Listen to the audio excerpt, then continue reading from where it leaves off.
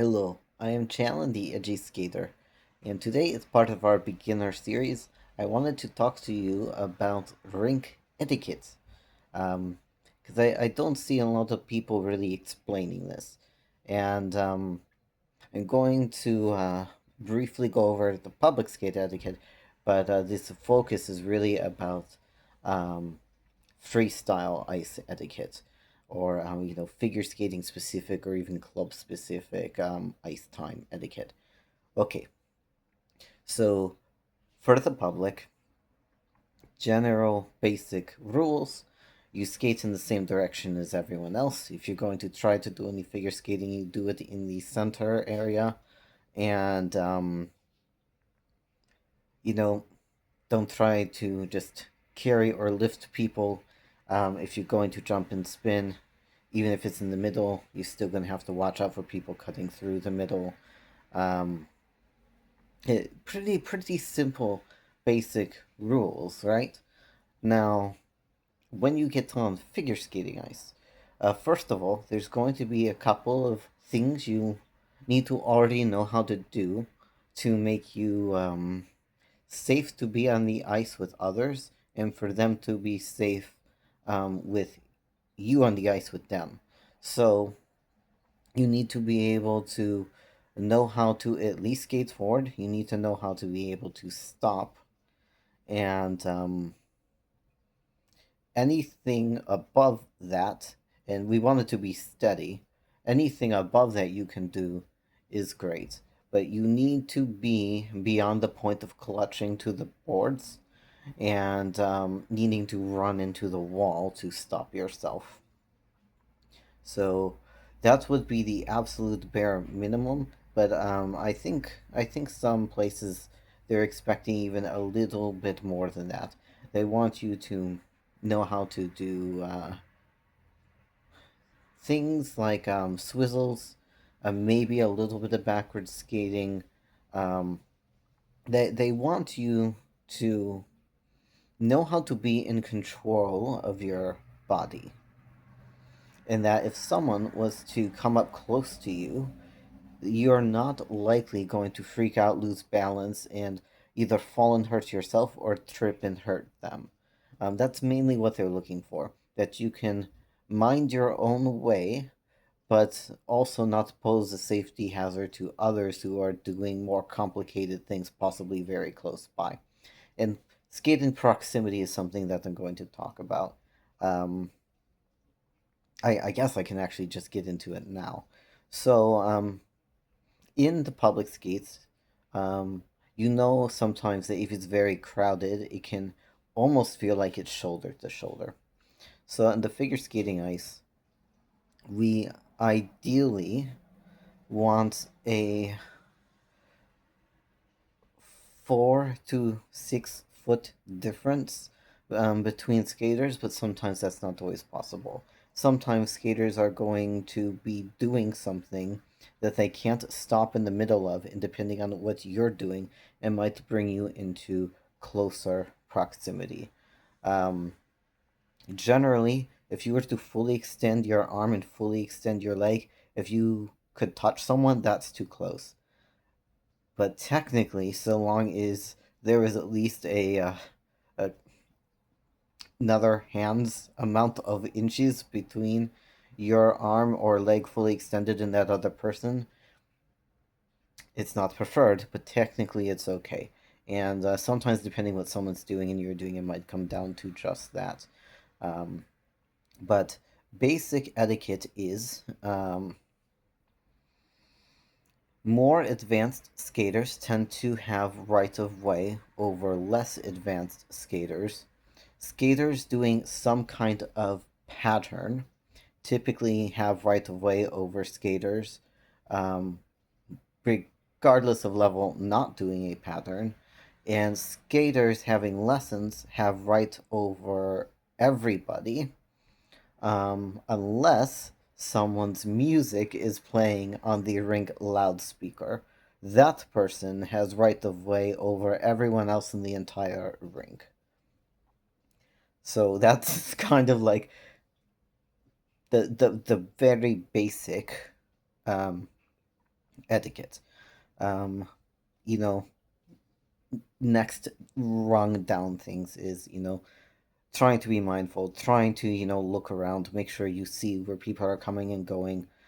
This is going to be easier with more experience. And as you begin to learn what the different skating skill patterns are, when you begin to learn what basic dance pattern shapes are, you'll be able to see someone doing something and you're going to know exactly where they're going to go.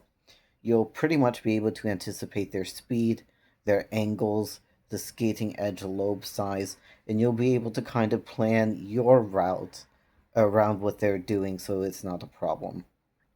That gets a little bit trickier when people are working on like freestyle programs or show numbers or free dance patterns, um, because those well, not patterns, programs. That's the whole issue, right?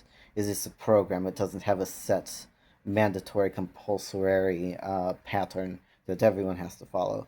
Programs are, unique, one of a kind, specific to that individual.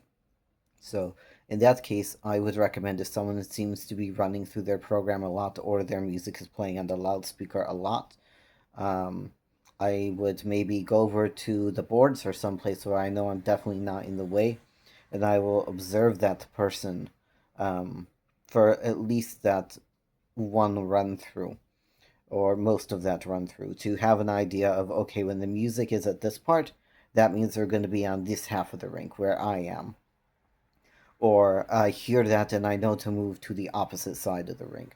Just things to try to avoid getting too close to people, not making yourself or others nervous. Um, Now, sometimes there are skaters who break these rules of etiquette. They don't have right of way, but they try to force right of way. Um, Sometimes it's less common, but sometimes people don't respect the someone's lesson time area. Or I've even seen when multiple lessons are going on at the same time, a coach direct their students to do something that is in the way of another student also in a lesson. That's that's very bad etiquette. I'm not going to say it's super common, but I've seen it. I've also seen, skaters trying to like assert some sort of dominance on the ice where they are pretty much just ignoring what everyone else is doing and they are skating in such a way. It's kind of like when you have a car going down the middle of the road when it's not supposed to, speeding, and it forces the other car to like get off the road or crash. I've I've seen skaters kind of do that. Sometimes they're not exactly aware that's what they're doing. Sometimes it can be intentional. Um, but I wouldn't say that that's exactly a common thing. Just something to be aware of.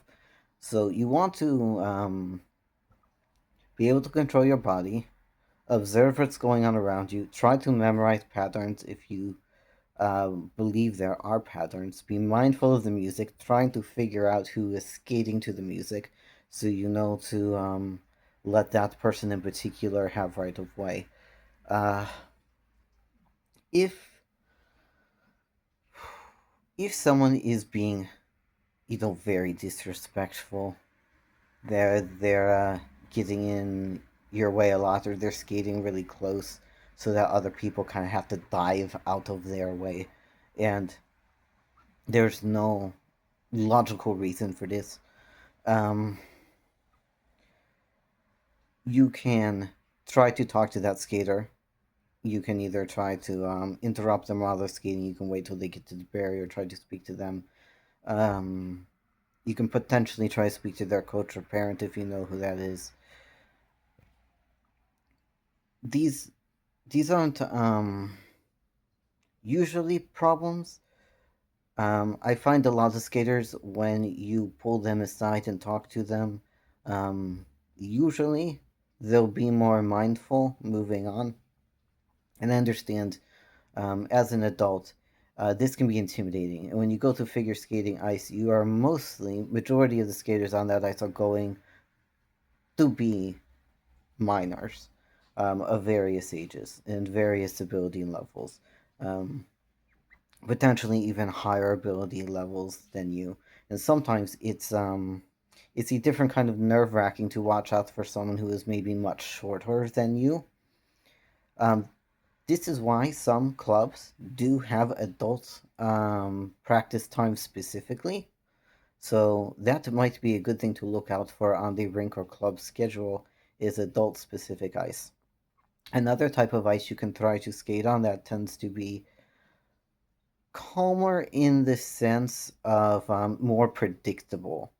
Um, you can try to, if they have it, um, some sort of moves in the field or skating skills specific ice session.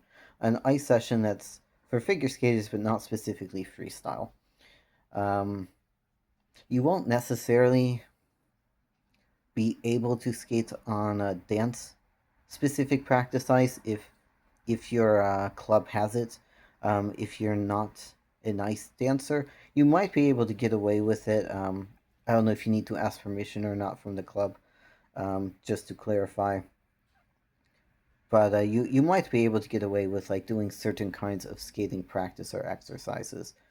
Um, but that's going to be ice where there's going to be compulsory dances being practiced, a predictable mandatory pattern that you can observe and know where to be when. Um, Moves in the field. They're not called that anymore. They're called skating skills now. Those have predictable moves. Your USFSA rulebook will have all of the patterns for both of these kinds of skating in them. But that might be a little bit less chaotic than freestyle practice. But there are adult only skating sessions in some places, and at least that will be, even if it's not exactly predictable, at least it'll probably less fast paced. People being maybe more obviously aware, because this is something else I noticed when I started meeting other adults who were new as adults in mainstream figure skating land. Again, so long as you're not extending your arm and whacking someone in the face, you pretty much go, I've got room. It's fine. We've got plenty of room. And there are adults that if you're within 10 feet of them, they think that's close. So the idea of what is a safe workable distance and what is threatening someone's life practically it can really vary by perspective. I do encourage you to, if you can, try to skate on all these different kinds of ice sessions and to get used to skating on freestyle sessions, even if it is mixed with adults and children or primarily just children. Because while it may not feel comfortable, I'm going to say it is a pretty essential skill to develop, even though it might develop over time. And it's probably going to take a while to have the confidence to just step on the ice, be able to have that very visceral, like full spectrum environmental awareness, hearing sounds, not being able to see the skater, but have an idea of where that skater is or just was. As you get more familiar with skating moves and elements, you'll be able to start telling like what direction that thing has to go in because of what it is. Things will start becoming a bit more predictable by default of identifying what the element or skill that person is doing is.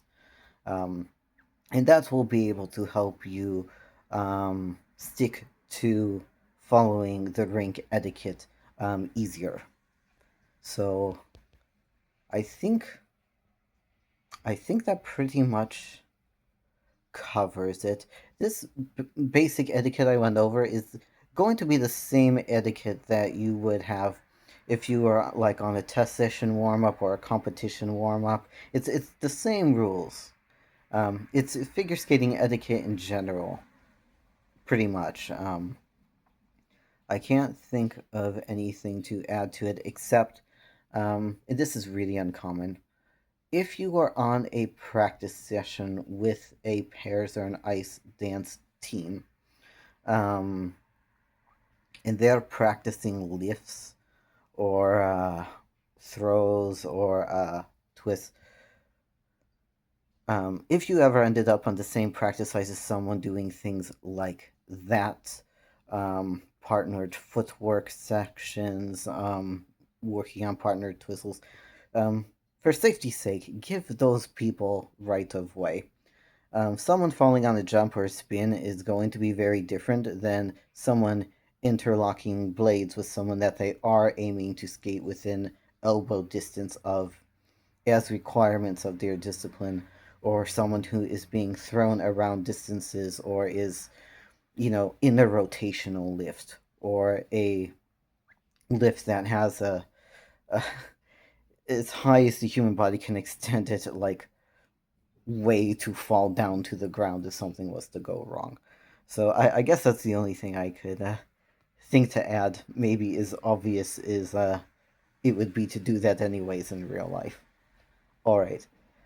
If there are any etiquette rules that you can think of that I left out or that your rink specifically has, please feel free to share in the comment. And in the meantime, I hope you have a good day and a good skate.